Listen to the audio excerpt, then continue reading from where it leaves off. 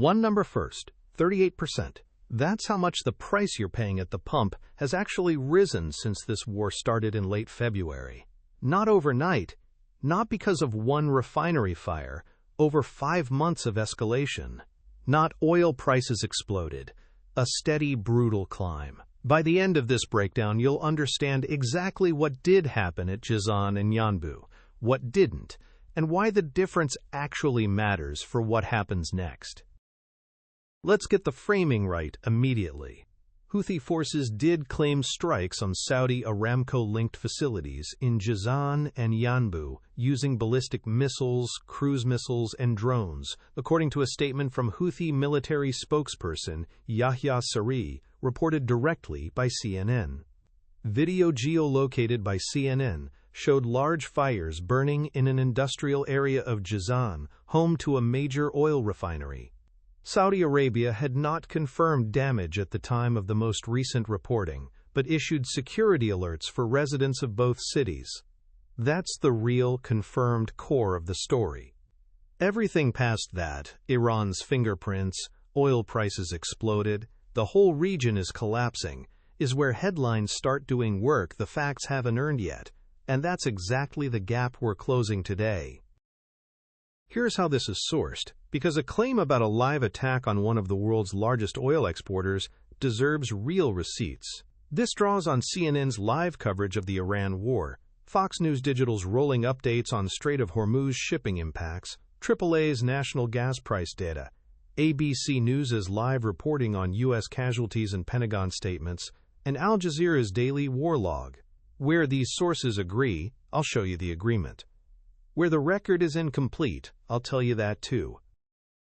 Let's trace where this actually sits inside the bigger picture, because a Houthi strike on Saudi soil right now isn't a random event. It's a second front opening on top of an already 5-month-old war. A U.S. Department of Defense official told CNN that after months of near-total non-involvement, the Houthis' sudden re-entry into this conflict is very likely being driven by Iran, using them to pressure a second critical oil route, the Red Sea and the approaches to the Bab el-Mandeb Strait, right as Iran's other pressure point, the Strait of Hormuz, has already brought roughly 1/5 of the world's oil shipping to a near standstill. 2 choke points, 1 strategy. Make the war expensive enough for everyone else that pressure builds on Washington to back off, not just on Tehran.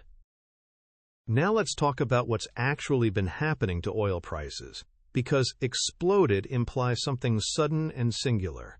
And the real pattern looks nothing like that. According to AAA's own tracking, the U.S. national average for a gallon of regular gas reached $4.11 on the Saturday closest to this Aramco strike, up about a penny from the day before, but up 38% since the war began in late February. That is not an explosion triggered by one refinery fire in Jizan. That is a slow, compounding bleed that has been running for 5 straight months, accelerating each time a new choke point gets threatened, which is exactly why this specific Houthi strike matters, even though it didn't single-handedly cause the number you're seeing at the pump. It's not the cause. It's the newest multiplier on a trend that was already running hot. Here's where the story actually gets tense, because this attack landed in the middle of a very specific and very deliberate American threat that had already been made public days earlier. President Trump had said, as reported directly by CNN, that the United States would destroy 1 bridge or power plant inside Iran for every ship targeted while transiting the Strait of Hormuz. An Iranian official responded, telling Iranian media that Iran would in turn hit infrastructure and energy facilities across the region. That exchange, threat and counter-threat, was already on the record before the Jizan and Yanbu strikes happened. So the question this breakdown actually needs to answer isn't just, what got hit in Saudi Arabia? It's, does a Houthi strike on Saudi soil, rather than a strike on an American or Israeli-linked vessel in the Strait of Hormuz specifically, trigger that same American retaliation formula Trump laid out? Or does it sit in a gray zone the threat wasn't designed to cover? Based on the public record right now, that answer is genuinely unclear, and any headline telling you with total confidence what Trump does next is guessing, not reporting. Let's look at the timing of the broader U.S. campaign, because this attack lands at an unusually specific moment in it. According to CNN's live coverage, the United States had just completed 13 consecutive nights of strikes against Iran, and then, notably, did not announce any new strikes the night immediately following, with a Defense Department source describing operations as, quote, President Trump had signaled the day before that talks with Iran were getting more serious, even as an Iranian official reportedly dismissed that characterization. So here's the actual sequence, laid out plainly instead of compressed into a scare headline.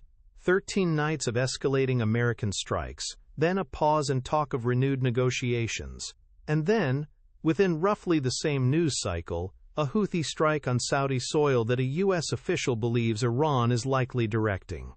That's not a coincidence you can prove with the public record available today, but it is a pattern worth sitting with.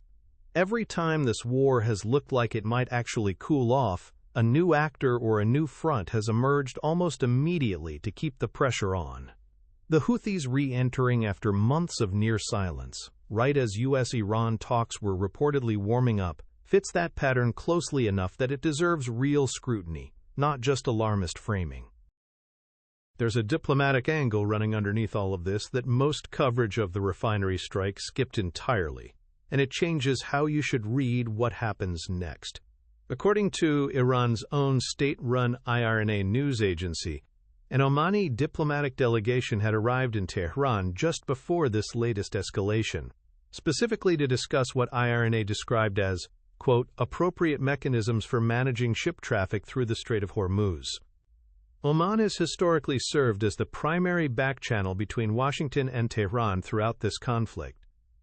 So at the exact moment Houthi missiles were reportedly hitting Jizan and Yanbu, quiet diplomatic machinery was also actively working the other side of this exact same problem.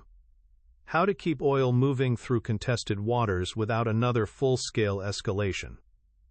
Those two things happening in parallel, missiles landing in Saudi Arabia and Omani diplomats sitting in Tehran discussing shipping mechanisms, tells you this war right now has two tracks running simultaneously rather than one clean narrative of pure escalation. Whether the diplomatic track survives an attack like this one is the actual open question, not whether oil prices exploded, because by the numbers, they didn't explode. They climbed, steadily, the way they've been climbing since February, with this strike simply being the latest event layered onto a trend that was already priced in. So here's the honest answer to what happens next, built from what's actually confirmed rather than what makes the best thumbnail. If Saudi Arabia formally confirms significant damage at Jizan or Yanbu, expect gas prices to move again, meaningfully, because markets have already shown they react hard to anything threatening Gulf export capacity. If Washington treats this Houthi strike as Iran-directed escalation, covered by Trump's bridge and power plant formula, expect a retaliatory strike inside Iran within days, continuing the exact pattern this campaign has followed for 5 months.